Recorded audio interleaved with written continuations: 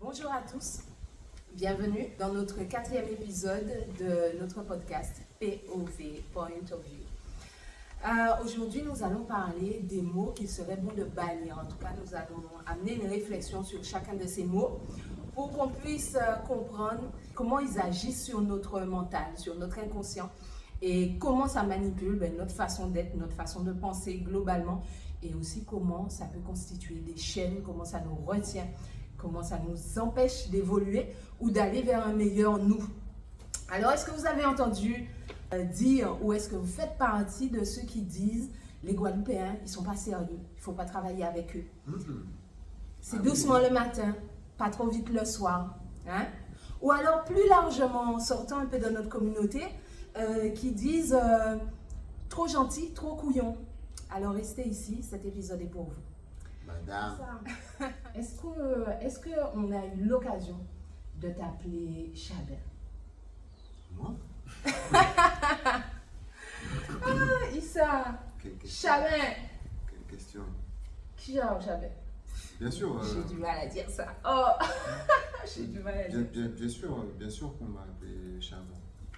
Bien sûr que ça fait partie du vocabulaire d'ici, comme mulâtre, comme bâtards indiens, par exemple. Et bon, on sait Bâtards indiens, on sait tous c'est quoi un bâtard indien ici en Guadeloupe. C'est quoi? Je rigole, moi je sais pas. Moi je sais de quoi on parle. C'est quoi un Je Chabin? sais de quoi on parle. Parce que moi, quand on parle Je de sais Chabin, de qui on parle. moi, quand on parle de Chabin, je ne sais pas de qui on parle. Et on ne sait pas de qui on parle. Je ne sais pas de qui on parle. Les gens, ils m'appellent Chabin. Ils appellent d'autres Chabin. Je ne sais pas de qui ils parlent. Je ne sais pas de comment on parle. On m'a donné plein d'explications. On m'a dit non, les Chabins, c'est quand les deux parents ils sont noirs, et l'autre il est clair, et les si. On m'a sorti tout plein d'histoires sur ce que c'était qu'un Chabin. Donc je suis allé chercher. Ouais. Je suis allé chercher, je voulais savoir. Parce que tu vois, je disais aux gens, mais je dis, mais si lui il est Chabin, moi je fais quoi? Parce que quand tu m'appelles Chabin et lui il est Chabin, je regarde, je comprends pas en fait, tu vois. Donc voilà, donc je suis allé voir et en fait Chabin c'est un terme animalier et c'est un hybride qui est issu de l'accouplement d'une chèvre et d'un mouton. Ok. Donc ils font partie de la même famille, les chèvres et les moutons, mais c'est pas la même race quoi. Et quand ils s'accouplent ensemble, ils font des hybrides, d'accord? Mais est-ce que c'est si important? Parce que moi je lis les commentaires sur cette question. La question elle a déjà été abordée par certains influenceurs. Mais quand je lis les commentaires des gens qui disent oui mais ça c'était avant, ça c'est une des définitions. Nous aujourd'hui aux Antilles, un Chabin, c'est en tout cas de ce que moi je connais du Chabin, de ce qu'on appelle Chabin, parce que ça aussi c'est un terme que j'ai banni de mon vocabulaire. Mais de ce qu'on appelle Chabin, c'est des noirs, des types négroïdes et la peau claire. Donc la peau claire en fait, le noir à peau claire, c'est ça. Donc Et moi, attends. je ne suis pas Chabin par rapport à ta définition. Ben, par rapport à ma définition, justement, est-ce qu'il n'est pas métis? Est-ce qu'il n'est pas mulâtre? Mulâtre, c'est quoi mulâtre? D'où ça sort mulâtre? Tu connais la mule? J'ai entendu parler d'une mule, c'est ce que c'est que mulâtre. Une mule, c'est pareil, c'est un hybride qui est issu de l'âne et du cheval. D'accord? Oui. Donc ce qui voudrait dire que tout ça, c'est des termes racistes et qui continuent Pourquoi il faut les bannir? Parce qu'en continuant à perpétuer ces mots-là, l'utilisation de ces mots, en plus elle cherche Chabin, et comme je lui dis, bah ouais, mais moi on m'appelle Chabin, et sa description elle ne correspond pas à Chabin, pourtant on m'appelle Chabin. J'ai vécu quelques années en Martinique, il y a la caste des Chabins carrément. D'accord? Moi je suis très surpris de ça, puisque j'ai grandi en France hexagonale, voilà comment maintenant le mot, comment ils ont décidé d'appeler l'endroit. Donc sur la carte c'est la France, donc sur la France hexagonale, on va dire, là où j'ai grandi, moi j'ai grandi avec une tête d'arabe, j'ai pas grandi avec une tête de Chabin. Donc moi j'ai toujours entendu parler de Chabin vite fait de loin, mais c'est en arrivant, en vivant ici aux Antilles, en revenant, j'ai grandi là, je suis venu m'installer ici il y a presque 20 ans maintenant.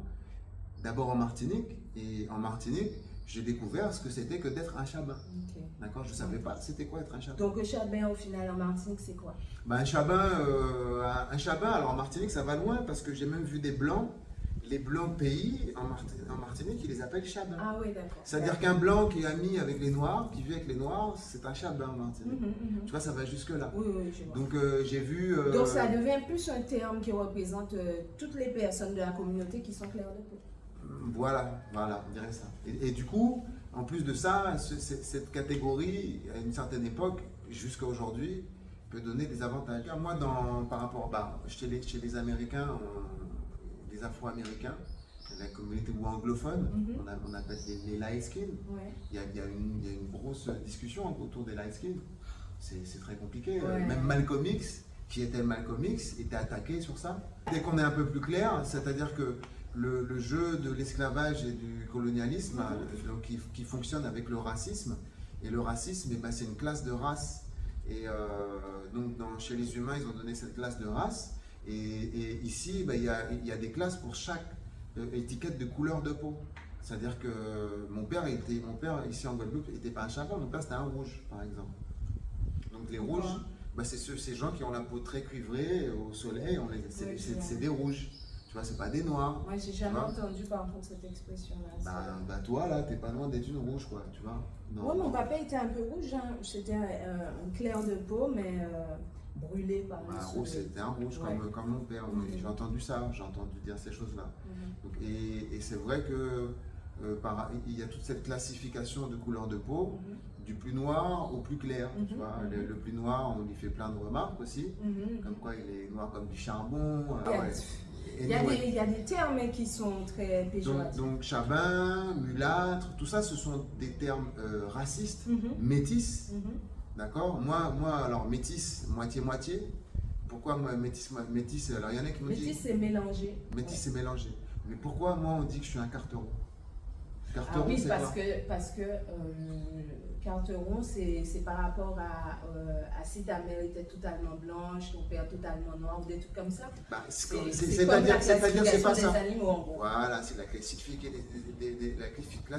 des animaux. Et dans la classification des races et du mélange entre les noirs et les blancs, il y a une classification. Métis, c'est moitié-moitié.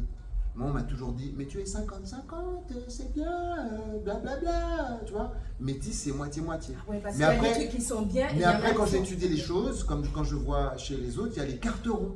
Oui. Donc les carterons, c'est ceux que, par exemple, un métis qui a des enfants avec une blanche, et ben ces enfants-là, ils ont un quart de noir. Il faut arrêter les délires. Non, rien que cette conversation, ça me met très mal à l'aise. J'ai des remontées. Voilà, donc chabin. Voilà. On peut l'enlever de la liste des mots à ne pas dire. Mulâtre, ce serait bien de ne pas le dire. Métis, je ne sais pas si vous avez compris pourquoi métis, ça aussi en fait c'est un souci.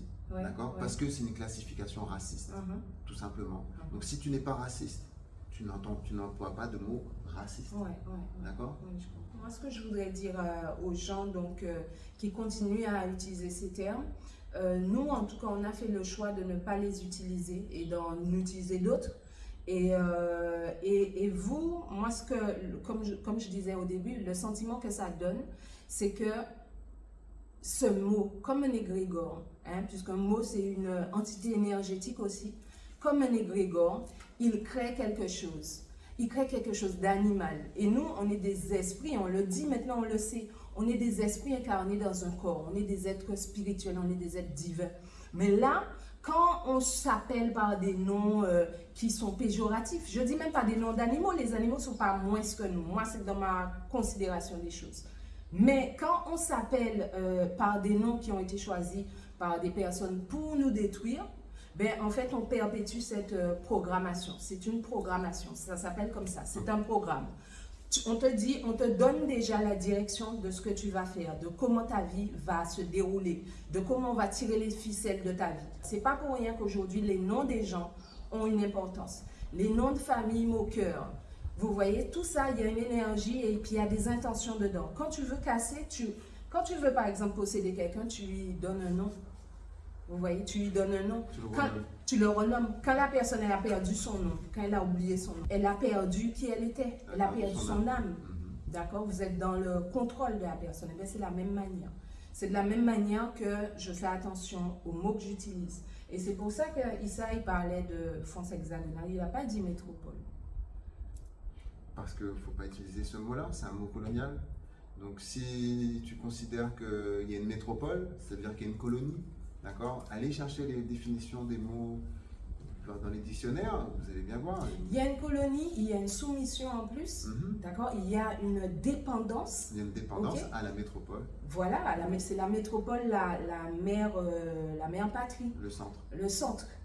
Or, on a quand même un contexte géographique particulier, un contexte culturel particulier qui nous incite à quand même réfléchir un peu plus loin que d'être les branches de quelque chose qui est complètement décentré par rapport à nous. Il est intéressant de réfléchir sur ce que les mots véhiculent, ce qu'ils veulent dire et comment ils portent des sens parfois que l'on ne supporte pas, que l'on ne soutient pas. Et là, en parlant de métropole, certaines personnes, elles réfutent complètement l'idée que nous soyons une colonie. À nous sommes même... On est la France. On reste une dépendance. C'est bien, c'est ce qui me trottait dans la tête, c'est-à-dire que les gens, pourquoi ils disent, c'est-à-dire qu'il y a souvent des gens qui arrivent de l'extérieur, qui arrivent de France, qui viennent s'installer ici. Donc, comme on le sait, par rapport à comment l'histoire de France est apprise à ces personnes-là, ils ne connaissent rien quand ils arrivent ici. Et eux, ils arrivent, ils disent « Ah, bah, c'est la Guadeloupe ». Et quand ils se retrouvent face à des Guadeloupéens, bien matrixés, d'accord, les gens leur disent « Non, mais ici, c'est aussi la France. Ici, c'est aussi la France. » Quel est le problème à cela? Eh ben, c'est-à-dire que ces gens-là, ils se sont battus pour être français. Et ces gens-là, ils veulent qu'on utilise. La France, c'est tout ce grand empire qui est sur le monde. Donc, ce sont des Guadeloupéens, afro-descendants, d'accord, bien ancrés dans le truc. Et ils disent non, nous, on est français. Donc, si nous, on est français, on ne peut pas dire là-bas, c'est la France. Et ici, c'est la Guadeloupe. Moi, je dis la France, c'est la Guadeloupe, puisque géographiquement, il y a la France, c'est là-bas, au niveau de la géographie. C'est juste que la France ayant, de mon point de vue, la France ayant beaucoup de colonies dans le monde, donc du coup la France s'étale tout autour de la planète, d'accord? La France au niveau territoire, au niveau géographique de ce qu'elle est, c'est ce qu'ils ont demandé, qu'on appelle maintenant plus la métropole, mais la France hexagonale. Et l'autre France, c'est la France des Outre-mer. Donc déjà, pareil, Outre-mer, France des Outre-mer, France hexagonale. Si c'est la France, on ne devrait pas dénommer l'un ou l'autre. C'est-à-dire Outre-mer, l'Outre-mer, c'est colonial déjà. Surtout moi, en tout cas, de mon point de vue, ça me dérange, c'est de savoir qu'on est tellement différents. C'est quand même des cultures bien différentes.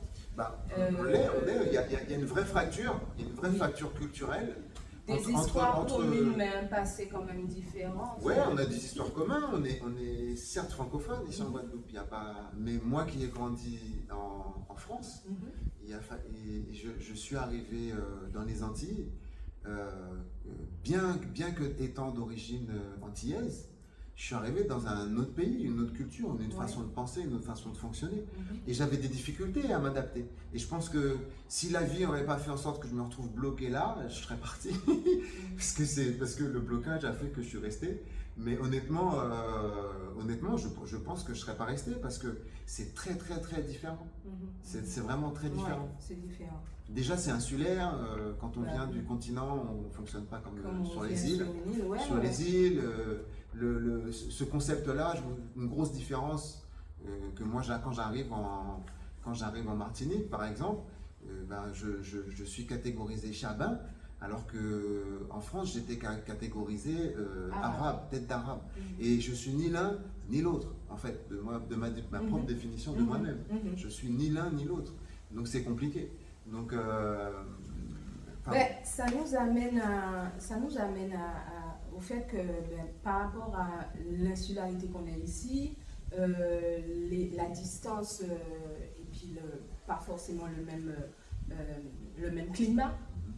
Aujourd'hui, j'entends souvent les gens, et même dans le secteur de la communication publique, et ça me choque, j'entends les gens dire l'été.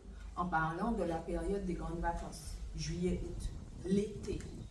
Mais le reste du temps, alors, ici en Guadeloupe, c'est quoi? C'est quoi? Je sais pas.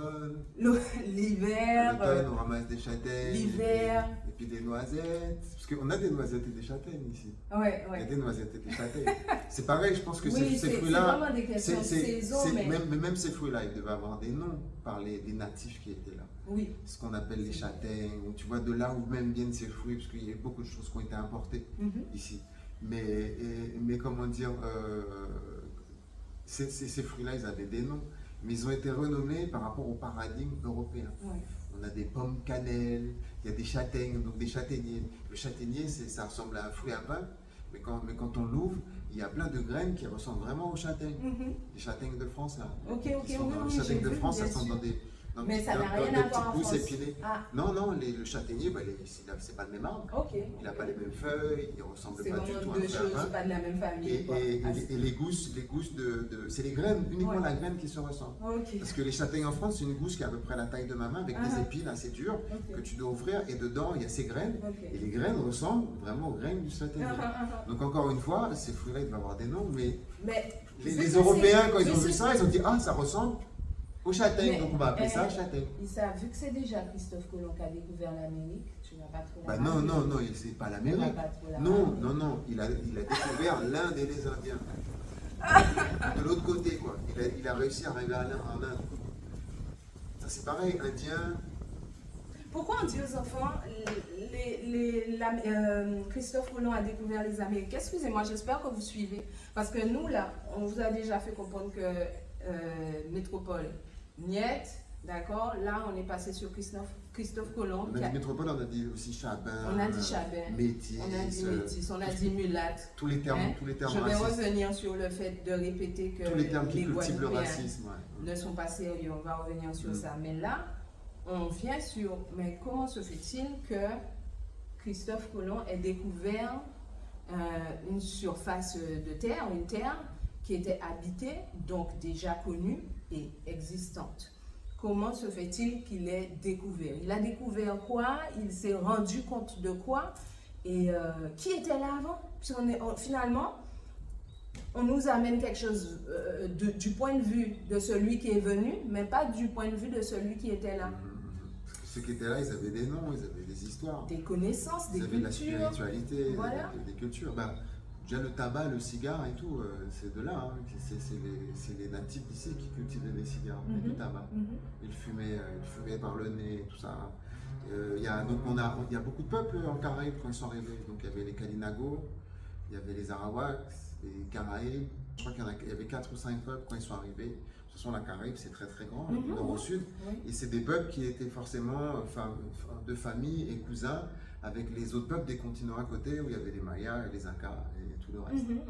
Et donc ça, on parle du sud. Donc tous ces gens-là, on les appelle des Indiens, d'accord? Tous ces gens-là, on les appelle des Indiens. On dit que quand ils sont arrivés ici, il y avait des Indiens. Et dans le nord, c'était aussi des Indiens. Mais pourtant, il y a un pays qui s'appelle Inde.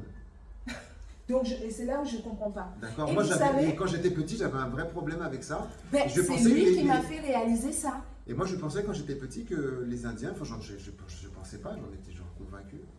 En Inde, c'est les hindous. Ah, oui, c'est vrai, c'est ce que je croyais. C'est ce qu'on pense, toi. Ouais. Les Indiens, les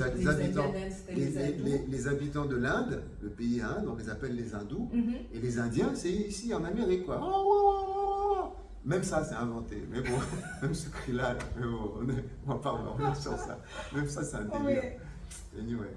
Et comment dire, tout ce délire-là qui arrive jusqu'à aujourd'hui, mais les Indiens d'Amérique, ces gens-là, ces peuples-là, ils ont des noms.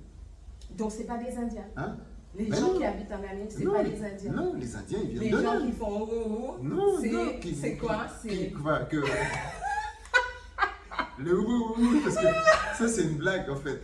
Ça c'est alors souvent c'est pas David Crockett mais un genre de gars comme ça. Souvent il va me revenir qui faisait des spectacles comme dire avec des cow-boys et des Indiens et tout, qui a inventé le ouh qui faisait faire à ces natifs là qu'il appelait indiens.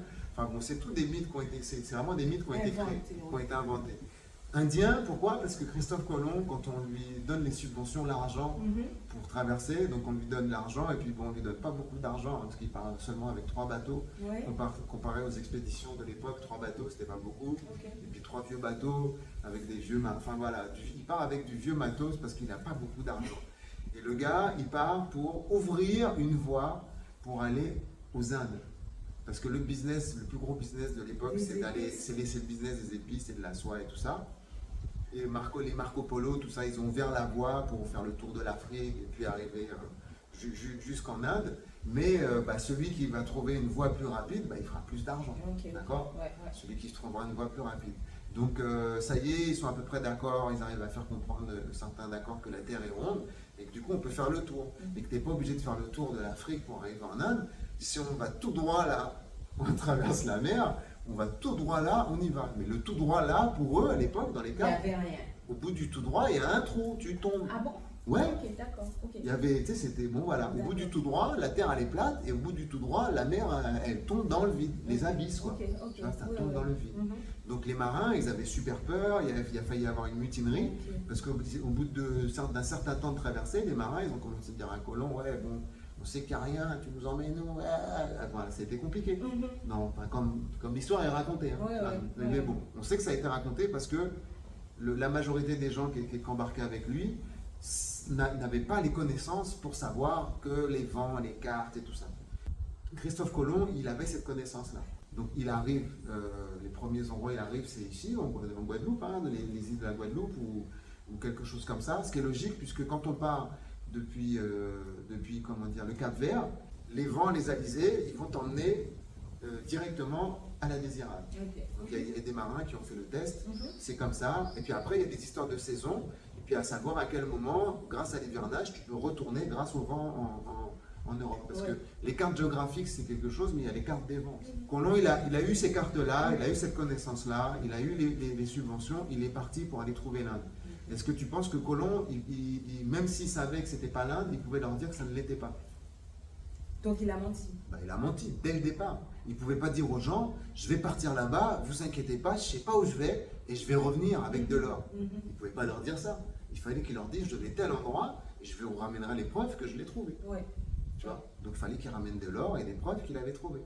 Et quand il est revenu, il leur a ramené des preuves qu'il avait trouvé l'Inde, pour qu'on lui redonne de l'argent pour y retourner. Donc il fallait bien qu'il appelle les gens qui étaient là des Indiens. Bah oui, bien sûr.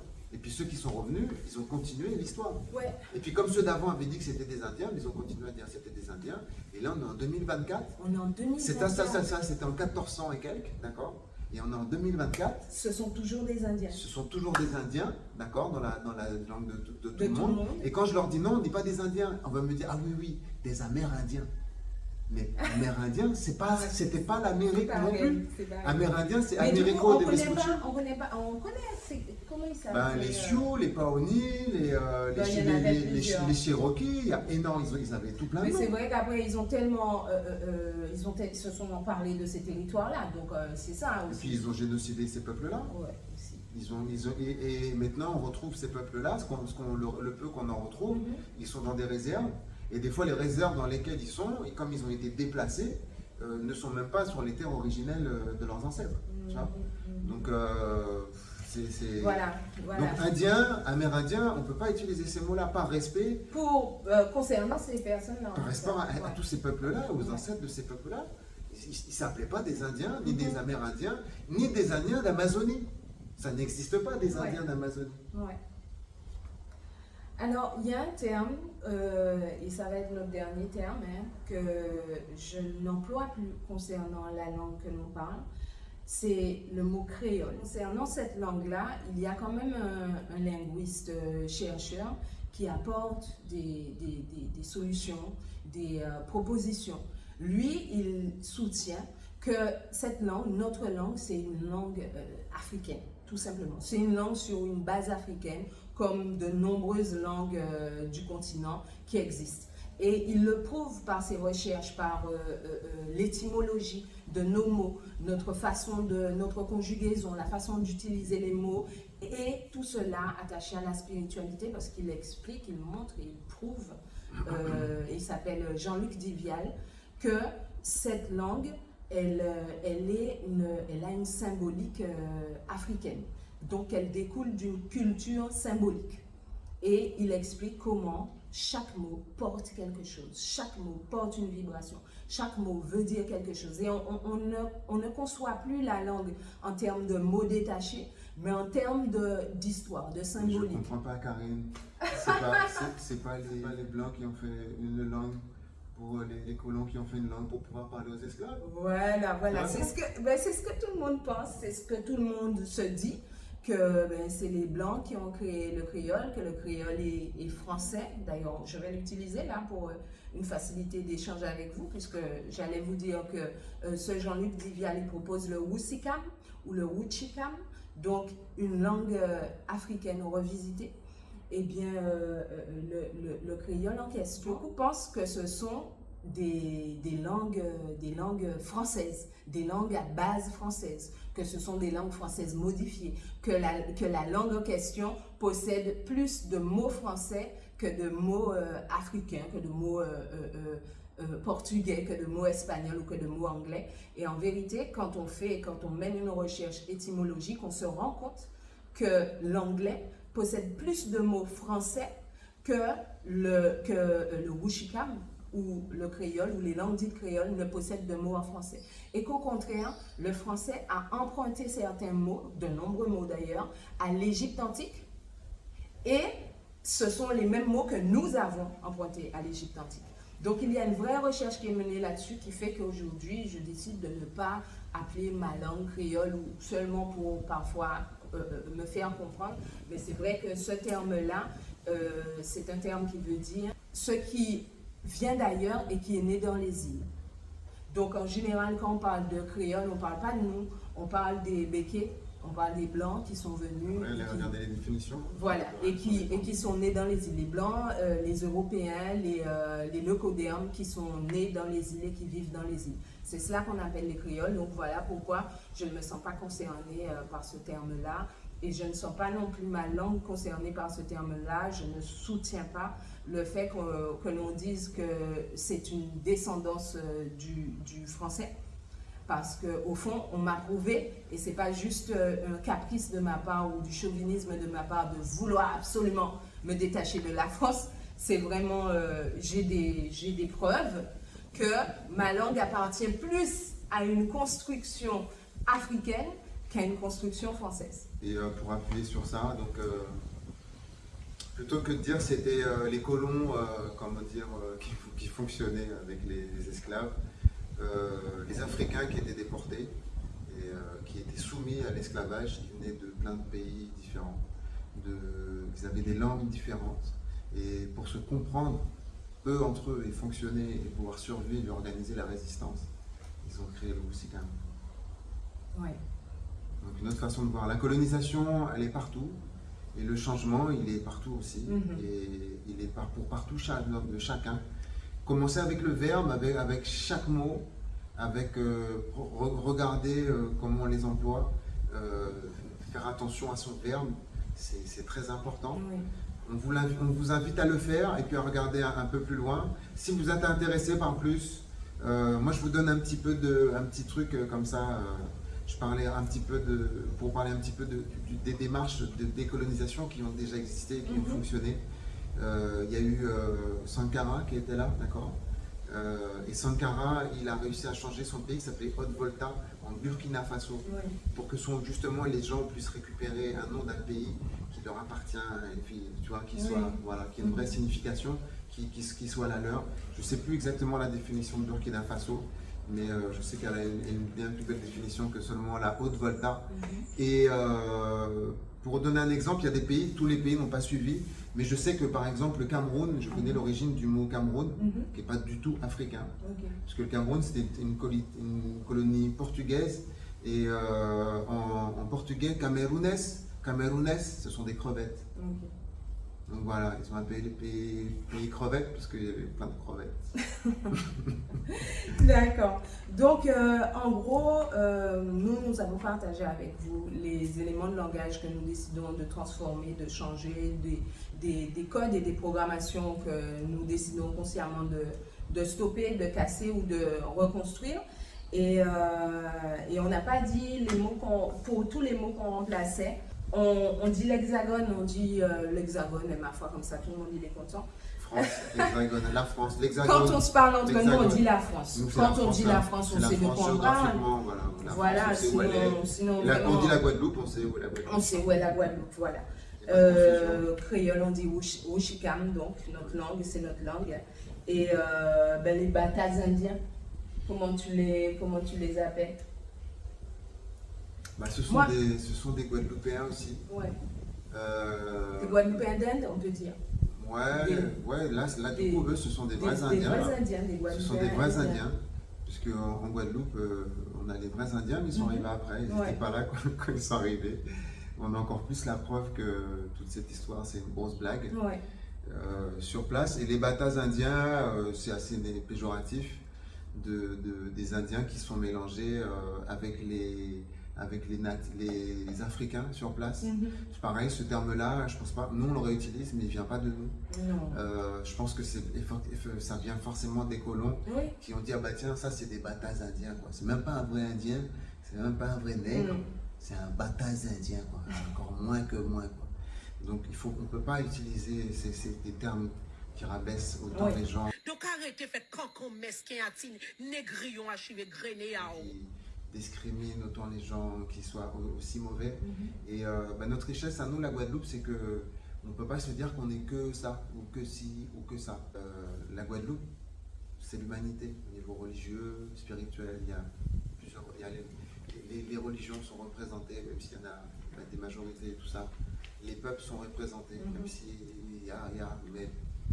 Moi, je pense qu'on devrait aussi, à la maison, quand les enfants reviennent, puisque je ne peux même pas demander à l'école française de cesser de dire que Christophe Colomb a découvert les Amériques, ce serait qu'on déconstruise ces mensonges qu'on met dans la tête de nos enfants, qu'on s'attelle à savoir ce qu'on leur dit à l'école, qu'on cherche avec eux, est-ce que ça correspond à notre vision des choses et qu'on déconstruise ce qui est mal fait, qu'on le fasse correctement.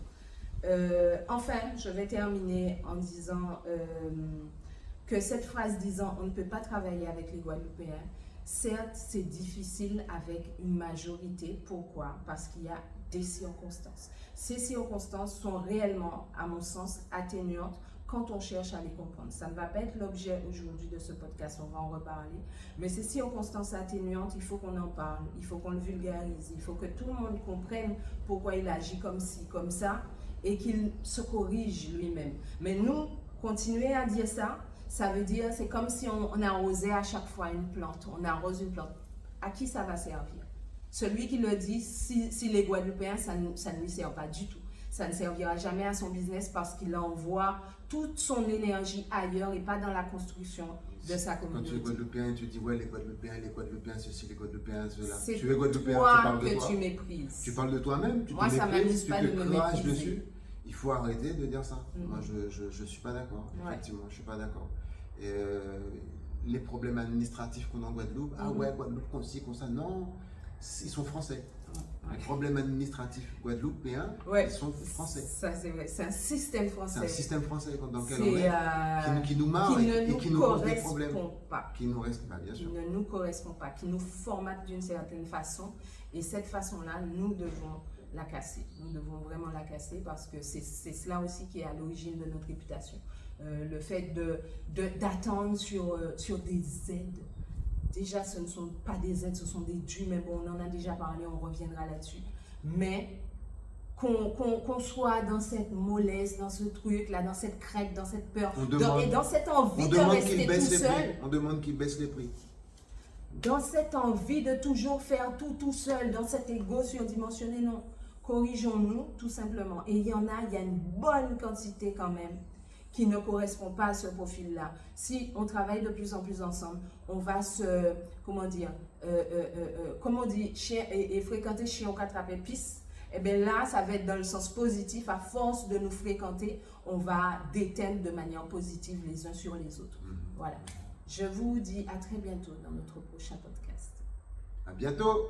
Bye bye.